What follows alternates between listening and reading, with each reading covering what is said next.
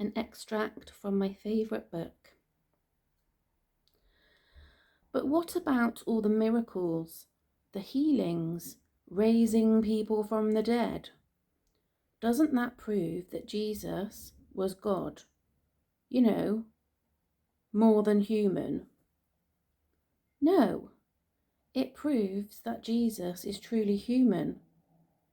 What? Mackenzie, I can fly, but humans can't. Jesus is fully human, although he is also fully God.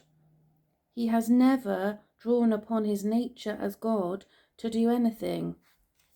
He has only lived out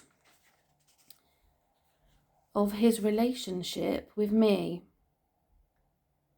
living in the very same manner that I desire to be in relationship with every human being. He is just the first to do it. He is the first to do it to the uttermost, the first absolutely to trust in my life within him, the first to believe in my love and goodness without regard for appearance or consequence. So when he healed the blind, he did so as a dependent, limited human being, trusting in my life and power to be at work within him and through him. Jesus, as a human being, had no power within himself to heal anyone. That came as a shock to Mac's religious system. Only as he rested in his relationship with me and in our communion, our co-union, could he express my heart and will into any given circumstance.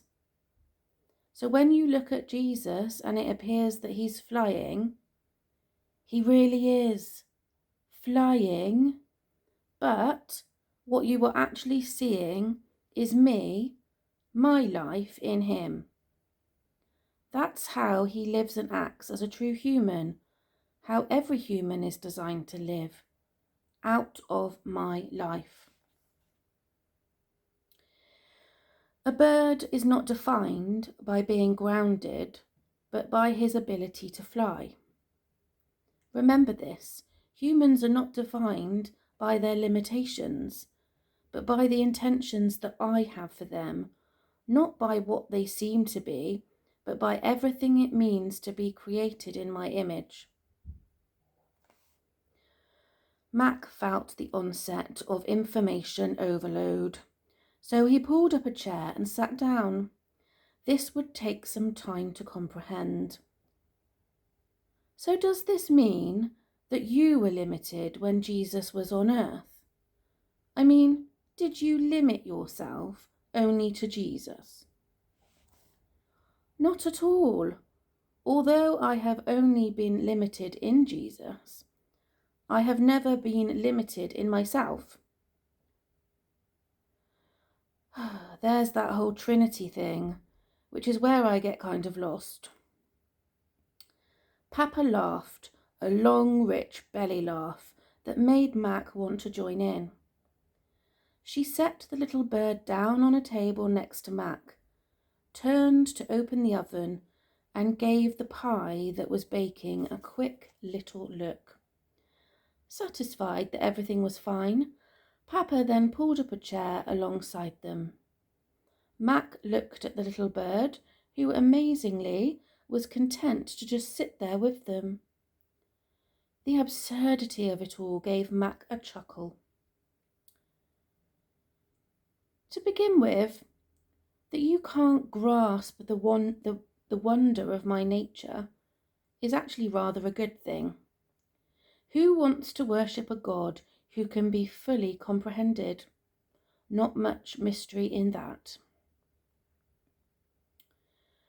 But what difference does it make that there are 3 of you and you are all one God? Did I say that right? Right enough, she grinned. Mackenzie, it makes all the difference in the world. She seemed to be enjoying this. We are not three gods, and we are not talking about one God with three attitudes, like a man who is a husband, father, and worker. I am one God, and I am three persons, and each of the three is fully and entirely the one. The Mac had been suppressing finally surfaced in all its glory. Never mind that, she continued. What's important is this. If I were simply one God and only one person, then you would find yourself in this creation without something wonderful, without something essential even. And I would be utterly other than I am. And we would be without... Mac didn't even know how to finish the question. Love and relationship. All love and relationship is possible for you only because it already exists within me, within God myself. Love is not the limitation. Love is the flying. I am love. As if in response to her declaration, the timer dinged and the little bird took off and flew out of the window. Watching the jay in flight took on a whole new level of delight. He turned back to Papa and just stared at her in wonder. She was so beautiful and astonishing, and even though he was feeling a little lost, and even though the great sadness still attended him, he felt himself settling down somewhat into the safety of being close to her. You do understand, she continued, that unless I had an object to love, or more accurately, a someone to love, if I did not have such a relationship within myself, then I would not be capable of love at all. You would have a God who could not love, or maybe worse, you would have a God who, when he chose, could only love as a limitation of his nature. That kind of God could possibly act without love, and that would be a disaster, and that is surely not me.